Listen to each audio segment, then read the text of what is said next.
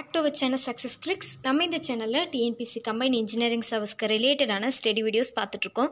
So notification டிஎன்பிசியில் annual பிளானரில் விட்டதுக்கப்புறம் ஜென்ரல் ஸ்டடீஸில் தான் அதிகமான கான்சன்ட்ரேட் பண்ணி வீடியோ போட்டுட்டு இருந்தோம். சிவில் இன்ஜினியரிங் வீடியோ ரொம்ப கம்மியாக தான் வந்துட்டு இருந்துச்சு. ஸோ அதனால தான் இந்த வீக் ஃபுல்லாக சிவில் இன்ஜினியரிங்லேருந்து கண்டினியூஸாக வீடியோ வரப்போகுது. அதுலேயும் ஹைவே இன்ஜினியரிங்கில் ஒரு டெஸ்ட் சீரிஸ் மாதிரி கண்டக்ட் பண்ண போகிறோம். ஸோ ஹைவே இன்ஜினியரிங்லேருந்து தான் இந்த வீடியோவில் உள்ள எல்லா கொஸ்டின்ஸுமே இருக்குது. ஸோ எல்லா கொஸ்டின்ஸுமே ரொம்ப இம்பார்ட்டண்டான கொஸ்டின். வீடியோ ஸ்கிப் பண்ணாமல் பாருங்கள். கொஸ்டின்ஸ் பார்க்குறதுக்கு முன்னாடி சேனலை இது வரைக்கும் சப்ஸ்கிரைப் பண்ணலன்னா மறக்காமல் சப்ஸ்கிரைப் பண்ணுங்கள். அப்போ தான் நான் போடுற வீடியோக்கான நோட்டிஃபிகேஷன் உங்களுக்கு கண்டினியூஸாக வரும். ஓகே, இப்போது ஃபர்ஸ்ட் கொஸ்டின் பார்க்கலாம். The recommended camper for waterbound macadam road is. The recommended camper for waterbound macadam road is. So waterbound macadam road ஓட camper value என்ன? So 1 in 40 to 1 in 50, 1 in 33 to 1 in 40, 1 in 25 to 1 in 33, 1 in 20 to 1 in 25. So இதில் வாட்டர்பவுண்ட் macadam ரோடோட recommended camber value என்ன? So answer தெரிஞ்சிருந்தா கீழே live சாட்னு ஒரு session இருக்கும், அதில் comment பண்ணுங்கள்.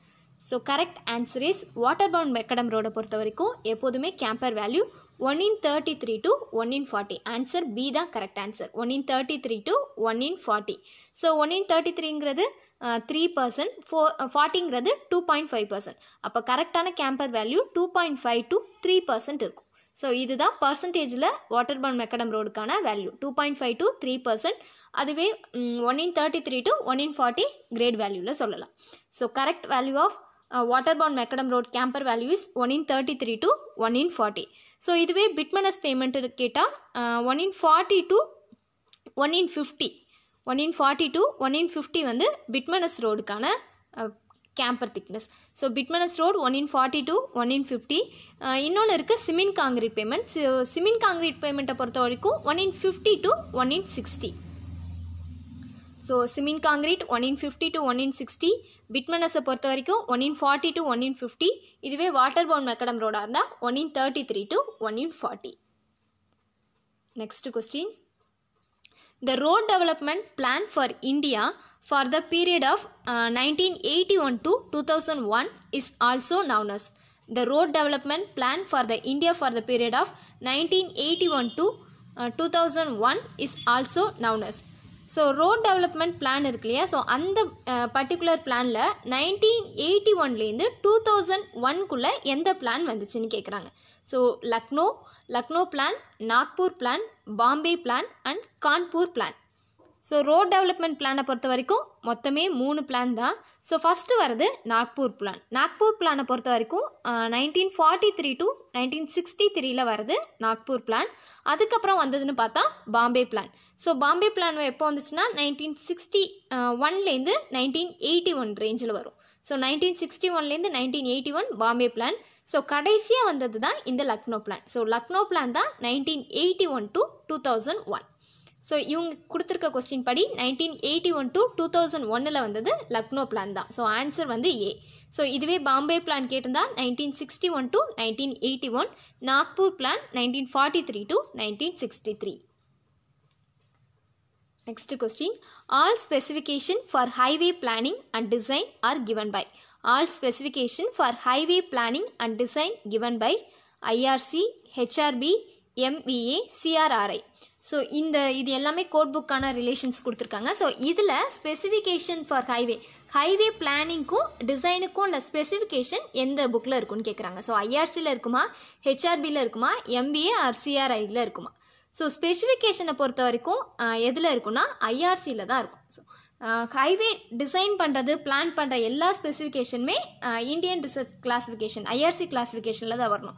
ஸோ ஹைவே ரிசர்ச் போர்டு கிளாஸிஃபிகேஷனுங்கிறது எதில் வரும்னா, ஸோ என்னென்ன டைப் ஆஃப் ஹைவே வருதுங்கிறத மட்டும் பிரித்து கொடுத்துருப்பாங்க. ஸோ கிளாஸிஃபிகேஷன் மட்டும்தான் இந்த ஹெச்ஆர்பி கிளாஸிஃபிகேஷனில் வரும். ஐஆர்சியில் தான் ஸ்பெசிஃபிகேஷன், டிசைன், ஒவ்வொரு டிசைன் வேல்யூக்கான ஒவ்வொரு பேமெண்ட் டிசைன் வேல்யூ, ஸோ இது எல்லாமே வர்றது இந்த ஐஆர்சி கிளாஸிஃபிகேஷன் தான். So all the specification for highway planning and design are given by IRC classification. Next question. What is the psychological widening of the pavement on a horizontal curve of radius 230 meter for ruling speed 80 km per hour? What is the psychological widening of the pavement on a horizontal curve of radius 230 meter for ruling speed 80 km/h. So first என்னென்ன கொடுத்துருக்காங்க, so ஒரு radius கொடுத்துருக்காங்க, radius வந்து 230 மீட்டர்னு கொடுத்துருக்காங்க. அதே மாதிரி ruling speed 80 km/h கொடுத்துருக்காங்க. So என்ன கேட்குறாங்க, சைக்காலஜிக்கல் வைடனிங் கேட்குறாங்க. So psychological widening, what is the psychological widening of pavement and horizontal curve. So psychological வைடனிங்கை பொறுத்த வரைக்கும் formula V divided by 9.5 root R. V divided by 9.5 root R. So இதுதான் psychological வைடனிங்கான correct formula. So widening equal to speed divided by 9.5 root of radius. So விங்கிறது இங்கே 80 km. So 80 divided by 9.5 root ஆறுங்கிறது radius. So அப்போது 230. So root of 230 போட்டால் answer 0.555 metre வரும். So இதுதான் correct answer. So வைடனிங்கான ஃபார்முலா தெரிஞ்சிட்டா ஈஸியாக வந்து இந்த சம் போட்டுடலாம். So V divided by 9.5 root R தான் ஃபார்முலா. ஸோ V வந்து 80 km சப்ஸ்டியூட் பண்ணுங்கள், ஆறுங்கிறது 230 மீட்டர்னு சப்ஸ்டியூட் பண்ணுங்கள். ஸோ போட்டால் ஆன்சர் 0.555 மீட்டர் வரும். ஸோ இதுதான் சைக்காலஜிக்கல் வைடனிங். அடுத்த question, what is the maximum super elevation that is fixed by Indian Road Congress for road in plain and rolling terrain and in snowbound areas taking mixed traffic into consideration. So என்ன கேட்குறாங்க, what is the maximum value of super elevation. So maximum value of super elevation that is fixed by IRC for road in plain and rolling terrains and in snowbound areas. So plain and rolling terrainக்கும் snowbound ஏரியாவுக்கும் maximum super elevation என்னன்னு கேட்குறாங்க. So plain rolling டெரைனை பொறுத்த வரைக்கும் எப்போதுமே super elevation 7 இருக்கணும், snow பவுண்டுக்கு 4% இருக்கணும். So snow பவுண்டுக்கு 4% இருக்கணும், plain and rolling டெரைனுக்கு 7% இருக்கணும். அதுக்கப்புறம் இன்னொன்று இருக்குது ஹில்லி ரீஜன். ஸோ ஹில்லி ரீஜனை பொறுத்த வரைக்கும் 10% இருக்கணும். ஸோ மொத்தமே சூப்பர் எலிவேஷனில் 3 வேல்யூ தான் ஸ்டாண்டர்டாக இருக்கும். ஸோ அதை ஞாபகம் வச்சுக்கோங்க. ஃபஸ்ட்டு பிளைன் அண்ட் ரோலிங் டெரைன்ங்கிறது 7% இருக்கணும். அடுத்தது ஸ்னோ பவுண்ட் ஏரியாவை பொறுத்த வரைக்கும் 4%. அண்ட் இந்த 10% வந்து ஹில்லி ஏரியாஸ்க்கு சொல்லக்கூடிய super elevation value. So hilly areas 10%. So நமக்கு இங்கே கேட்டிருக்கிறது super elevation for plain and rolling terrain and in snowbound area. So plain and rolling terrain snowbound ஏரியாவை பொறுத்த வரைக்கும் 7%ம் கரெக்டான ஆன்சர் தான், 4%ம் கரெக்டான ஆன்சர் தான். ஸோ 7 வந்து பிளைன் அண்ட் ரோலிங் டெரைனுக்கு வரும், ஸ்னோ பவுண்டுங்கிறது 4% வரும். Next question, the longitudinal coefficient of friction on highway for calculation of stopping distance in geometrical design is. The longitudinal coefficient of friction on highway for calculation of stopping distance in geometrical design. So என்ன கேட்டிருக்காங்க, longitudinal coefficient கேட்டிருக்காங்க stopping டிஸ்டன்ஸுக்கு. So longitudinal கோஎஃபிஷியண்ட்டை பொறுத்த வரைக்கும் எப்போதுமே 0.35 to 0.4 இதுதான் longitudinal coefficient. So இதுவே லேட்ரல் கோஎஃபிஷியன்ட் கேட்டிருந்தா 0.15. ஸோ 0.15ங்கிறது லேட்ரல் கோஎஃபிஷியன்ட், லாஞ்சிடியூட்னல் கோஎஃபிஷியன்ட்ங்கிறது 0.35 to 0.4. So correct answer is answer D. Next question, the curve provided at the change of gradient is called. The curve provided at the change of gradient is called horizontal curve, transition curve, reverse curve and vertical curve. So ஒரு curve provide பண்ணி அந்த கர்வ்னால gradient change ஆகுதுன்னா so அந்த கர்வோட பேர் என்ன, horizontal கர்வா, transition or vertical curve. So எப்போதுமே கிரேடியண்ட்டை சேஞ்ச் பண்ணுறதுக்காக போடுறது vertical curve. So the curve provided at the change of gradient is called vertical curve. Camper for hill road in case of bituminous surface is adopted as. The camper for hill road in case of bituminous surface is adopted as 2.0%, 2.5%, 3%, 3.5%. So பிட்மனஸ் சர்ஃபேஸோட camber value என்னன்னு கேட்குறாங்க. So ஏற்கனவே water bound macadam road பார்த்தோம். Water bound macadam ரோடை பொறுத்த வரைக்கும் 2.5லேருந்து 3% இருக்கணும். So அதே மாதிரி பிட்மனஸ் ரோடை பொறுத்த வரைக்கும் 2லேருந்து 2.5%. ஸோ 2லேருந்து 2.5% வரைக்கும் இருந்தால் அது பிட்மனஸ் சர்ஃபேஸ். ஸோ சிமெண்ட் காங்கிரீட்டை பொறுத்த வரைக்கும் 2லேருந்து 1.7லேருந்து 2% வரைக்கும் இருக்கலாம். ஸோ 1.7லேருந்து 2% வரைக்கும் இருக்கிறது சிமெண்ட் காங்கிரீட் ரோடு. பிட்மனஸ் சர்ஃபேஸுங்கிறது 2.5%, வாட்டர் பவுண்டுங்கிறது 3%.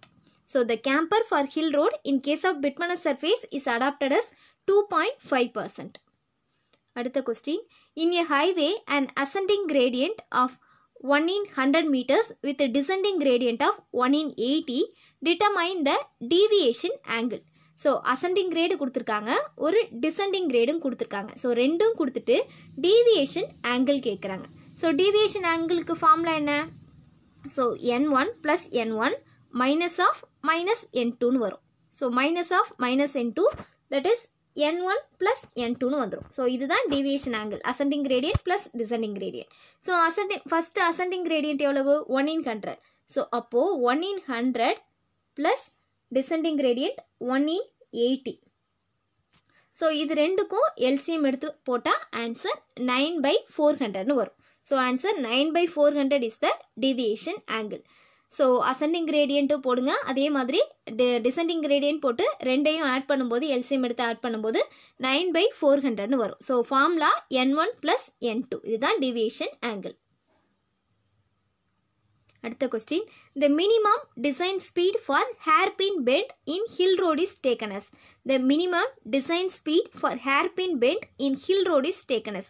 So hairpin bendல minimum design speed எவ்வளோ இருக்கணும்?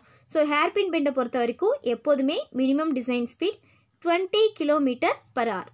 ஸோ 20 km/h தான் minimum design speed. அடுத்த question, the drain which is provided parallel to roadway to intercept and divert the water from hill slope is known as. The drain which is provided parallel to roadway to intercept and divert the water from hill slope is known as. So correct answer வந்து catch water drain. So catch water drain. So இதுதான் catch water drain. Hill side ரோடில் அந்த வாட்டரை வந்து கரெக்டாக divert பண்ணுறதுக்காக ஏற்படுத்தப்பட்ட ஒரு அமைப்புங்கிறது கேட்ச் வாட்டர் ட்ரெயின் தான். The drain which is provide parallel to roadway, ரோட்வேக்கு பேரலாகவும், so intercept and divert the water from hill slope. So hill ஸ்லோப்லேருந்து வர வாட்டரை டைவெர்ட் பண்ணுறதுக்காக ஏற்படுத்தக்கூடிய ஒரு construction catch water drain. So correct answer வந்து catch water drain. Next question, so இது வந்து ஒரு மேட்ச் த ஃபாலோயிங் மாதிரி இருக்குது. ஸோ ஃபஸ்ட்டு வரது பெனிட்ரேஷன், இங்கே Marshall test, ring and ball test, Benkelman beam test. So இதை கரெக்டாக மேட்ச் பண்ணணும். So first penetration test. Penetration வந்து எதுக்காக பண்ணுறோம்? ஸோ பிட்டுமன் ஆர் ஆஸ்ஃபால்ட்டோட கிரேடு கண்டுபிடிக்கிறதுக்காக பண்ணுறது. ஸோ பெனிட்ரேஷன் டெஸ்ட்டுங்கிறது gradation of asphalt. So gradation of ஆஸ்ஃபால்ட்டுங்கிறது தான் பெனிட்ரேஷன் டெஸ்ட். இதுதான் ஃபஸ்ட்டுக்கான ஆன்சர். ஸோ அடுத்தது மார்ஷல் டெஸ்ட், அடுத்தது ring and ball test, Benkelman beam. So ring and ball test எதுக்கு பண்ணுறோம்? Determination of softening point. So determination of softening point தான் ring and ball test பண்ணுறது. ஸோ அடுத்து பெங்கிள்மேன் பீம்ங்கிறது ஓவர்லே டிசைன். பெங்கிள்மேன் பீம்ங்கிறது overlay design. So balance இருக்க Marshall டெஸ்ட்டுங்கிறது design of bituminous concrete mix. Marshall test design of bituminous concrete mix. So penetration gradation of asphalt, Marshall டெஸ்ட்டுங்கிறது design of bituminous concrete mix, ring and ball டெஸ்ட்டுங்கிறது determination of softening point, Benkelman பீம்ங்கிறது overlay design. So இதோட இந்த வீடியோவில் உள்ள questions முடிஞ்சிச்சு. நாளைக்கும் அதே மாதிரி ஹைவேல பேலன்ஸ் இருக்க கொஸ்டின்ஸ் பார்க்கலாம். இந்த வீக் ஃபுல்லாக ஹைவேல ஓரளவுக்கு கவர் பண்ணிடலாம். ஸோ வீடியோ பிடிச்சிருந்தா சேனலை மறக்காமல் சப்ஸ்கிரைப் பண்ணுங்கள். தேங்க்யூ.